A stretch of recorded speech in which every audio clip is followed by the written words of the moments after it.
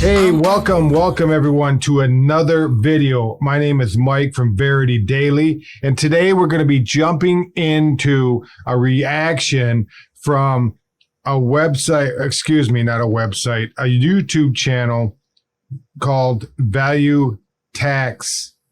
I don't remember now, but anyway, it's called Value Tax something. Anyways, this guy does a lot of financial stuff and accounting work, right? And he goes into a little rant by Grant Cardon. I don't know if you guys are familiar with Grant Cardon, but he's kind of a shock jock in the real estate, money-making, motivational area, right? I'm not a big fan. Okay, I look at guys like that, whether they're on the radio, whether they're out in public, musicians, these kind of guys, they need to be lifted up and they need help from other people, right? So there's a chart and it has different colors for different personalities, okay? And I studied this years ago, and it has to do with, like, they color green is a guy that's into numbers. He's a book type of guy. He crunches numbers.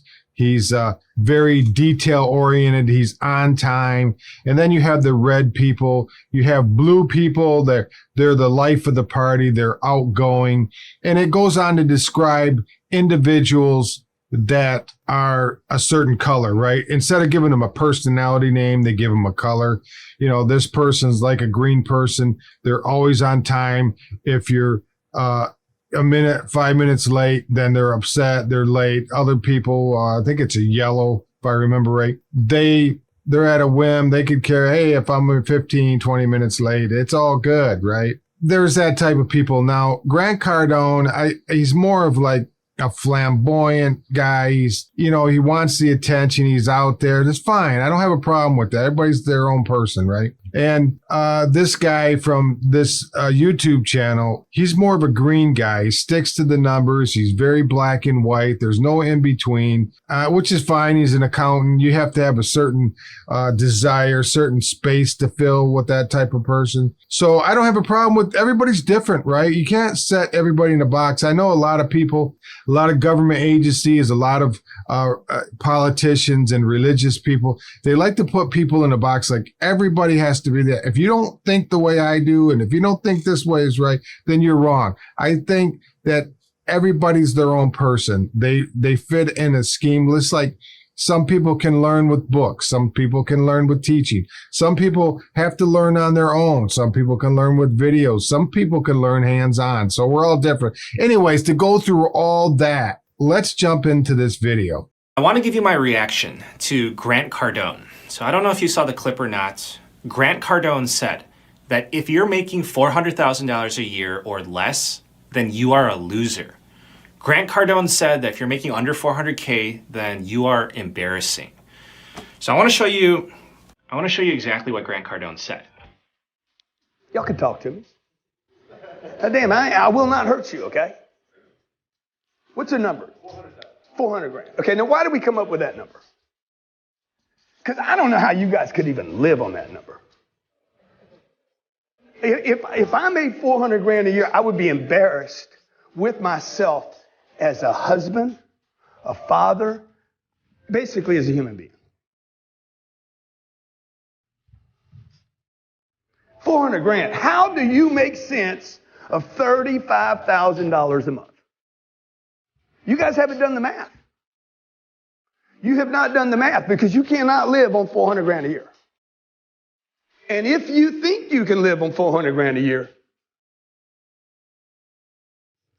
I might have to go back and add number one.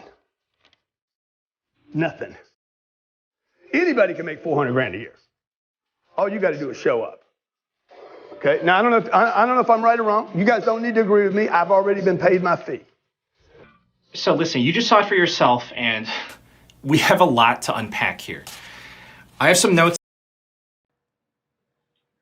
Okay, so let me give you my take before we get into this gentleman's take on that. Okay.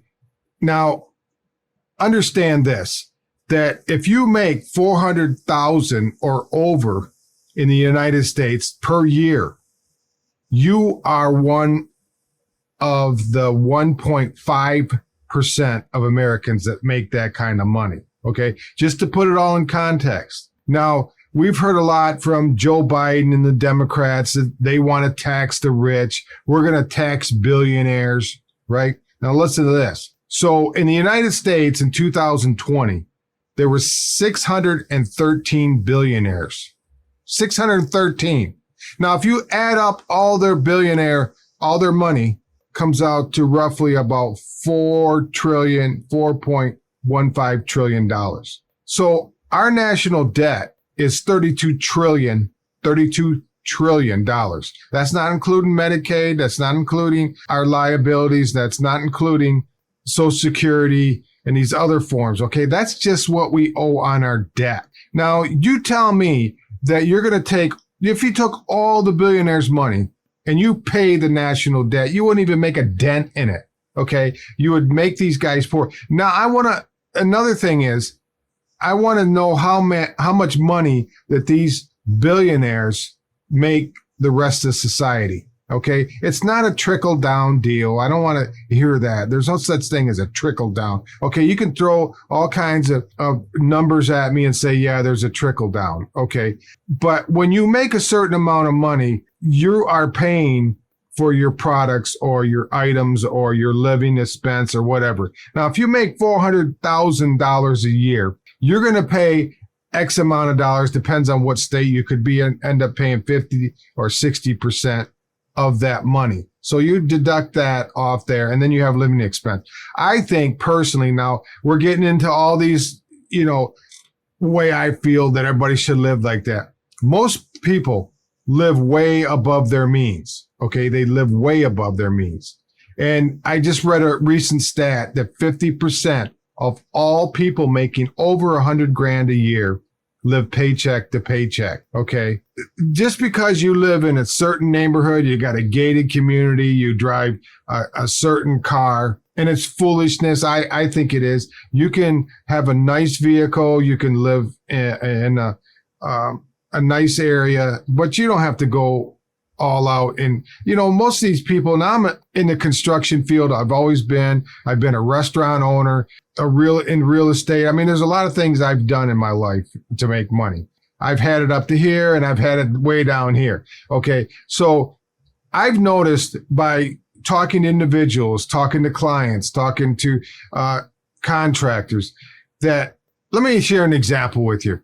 When I was building houses years ago, back in the early 90s, even all the way up to the housing bubble crisis. And after that, I went into flipping houses and buying real estate, yada, yada, yada. Anyways, not to bore you with all that. But I don't know how many people, after I sold them a home and I give them a 1-year warranty, maybe a little bit longer, I come back maybe every quarter, every 3 months, and just to check on them. They don't even have a bed in the house. They're house rich, cash poor. Okay. There's no bed. They sleep on a mattress on the floor. There's no furniture, maybe a small TV somewhere, but they don't have the money but to buy furniture. And now a lot of people, they buy things and they're buying it on credit, or they go to IKEA and grab things and just throw it in. And what we used to do when we staged a house, we used to go to these Goodwills and these furniture places that are second, third hand. Okay. And we used to fill these houses up with these products. I shouldn't call them products, but they're staged, and we put furniture, bedding, dishes, and kitchen tables, make it look like it was homely, right? We baked bread before they came in, showed them the house, right? Or we would rent furniture for the week, or whenever we are having an open house, we would rent furniture. But anyways, getting through all that. One thing about Grant Cardon, he's just a shock motivator. He sells these things. I know a couple years ago during the pandemic, he was in numerous lawsuits because he wasn't paying his employees. They had to leave. He owed people money. Yada. I don't know the whole story. I don't follow him that close. It's just the word of mouth trying to get out. That's the way I feel on it. Let's go into what this guy has to say about it, okay? Here, and I want to share my personal experience with you. First of all, I want you to understand this, and most people here that are watching, they already know this, but if you don't know this, here it is. The foundation of my success, it was not built on YouTube. So I am not a finance YouTuber. So I am a financial professional that came onto YouTube. So there's a big difference there. So what I'm saying is that financially, I was successful before I ever got onto YouTube. So I'm not saying this to brag. I'm just trying to give you some context of where I'm coming from. So this is my message to you. When I was making $400,000 a year, I was not a loser. When I started my business and I was making $100,000 a year, I was not embarrassed with myself. When I got out of college and started my career making $50,000 a year, I was not worthless. When I was a student making $8 an hour, I was not a loser. Therefore, with all due respect to Grant Cardon, I beg to differ. So the way I see it, you do not judge the quality of a person by how much money they're making. So for example, if you take a look at Mother Teresa, I would not classify Mother Teresa as a loser. I imagine that being a stay-at-home mom, that's probably one of the hardest jobs. Calling stay-at-home mothers losers, that's just not right in my books. So if you're a stay-at-home dad or if you're a grandparent helping to take care of the children, then you are not a loser. And I can only imagine how difficult it is to be a teacher. So they have a big responsibility, taking care of and educating the future generation. So they have my respect. They are not embarrassing. Firefighters are heroes. They're not losers. The military.